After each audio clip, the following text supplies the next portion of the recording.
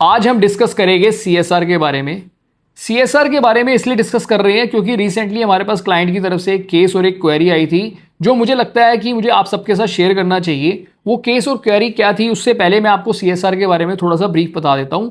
हम सबको ये पता है कि हमें जो हमारा एवरेज लास्ट 3 ईयर का प्रॉफिट होता है उसका 2% हमें स्पेंड करना होता है।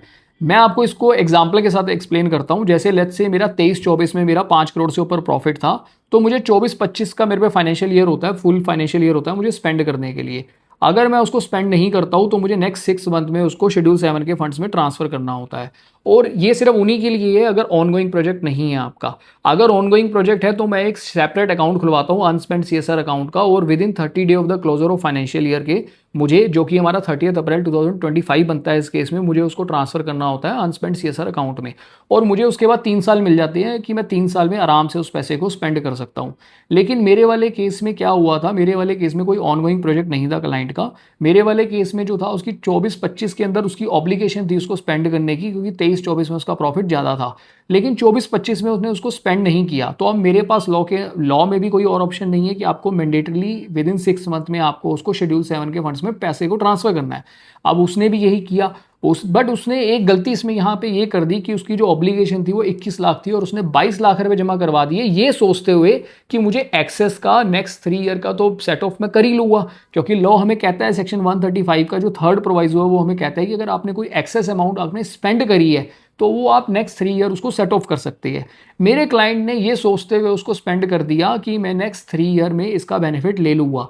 लेकिन आपको यहाँ पे ध्यान रखने वाली बात ये है कि लॉ ने लिखा है कि अगर आपने कोई स्पेंड किया है तो ही आपको 3 ईयर्स का नेक्स्ट सेट ऑफ कर सकते हैं उसको प्रॉफिट को। लेकिन अगर आपने स्पेंड ही नहीं किया तो आपके ऊपर अब ऑब्लिगेशन है कि आपको वो शेड्यूल 7 के जो फंड्स है उसमें ट्रांसफर करना है विद इन 6 मंथ में। तो मेरे क्लाइंट ने वो 21 की जगह 22 लाख रुपए ये सोचते हुए ट्रांसफर कर दिया कि मैं 1 लाख रुपए नेक्स्ट ईयर उसको सेट ऑफ बेनिफिट ले लूँगा। लेकिन इस केस में उसको बेनिफिट नहीं मिलेगा बिकॉज क्योंकि लॉ ने क्लियरली मेंशन किया अगर आपने स्पेंड किया है, अनस्पेंड अमाउंट जो एक्सेस उसने स्पेंड करी है उसका कोई बेनिफिट नहीं मिलेगा। इवन अगर आप फॉर्म भी फाइल करोगे ना, CSR 2 का जो फॉर्म है हमारा, जो कि अब लिंक फॉर्म हो गया है UC4 के साथ, उसमें एक्सेस अमाउंट अगर आपने स्पेंड करी है तो वो एक्सेस शो हो जाती है। और वो नेक्स्ट ईयर जब आप फॉर्म फाइल करते हो तो वो इवन प्रीफिल होती है उसमें कि आपने एक्सेस स्पेंड करी है और वो माइनस होती है उसमें। लेकिन इस केस में आपके पास फॉर्म के अंदर ही कोई ऑप्शन नहीं है जो आप शेड्यूल 7 में ट्रांसफर करते हो, जो कि मैंडेटरी है। क्योंकि आपने 6 मंथ में ट्रांसफर नहीं किया था तो अब आपको मैंडेटरी हो गया PM शेड्यूल 7 के फंड्स में ट्रांसफर करना। तो इस केस में तो फॉर्म भी आपको ऑप्शन नहीं दे रहा। तो ध्यान रहे इस चीज़ का। अगर आपके कोई क्लाइंट्स आपसे ये क्वेरी पूछता है या एज अ प्रोफेशनल अगर आप किसी को एडवाइस कर रहे हो कि स्पेंडिंग अमाउंट का तो आपको बेनिफिट जरूर मिलेगा अगर आपने एक्सेस स्पेंड कर दी है, नेक्स्ट 3 ईयर तक आप उसका बेनिफिट ले सकते हो।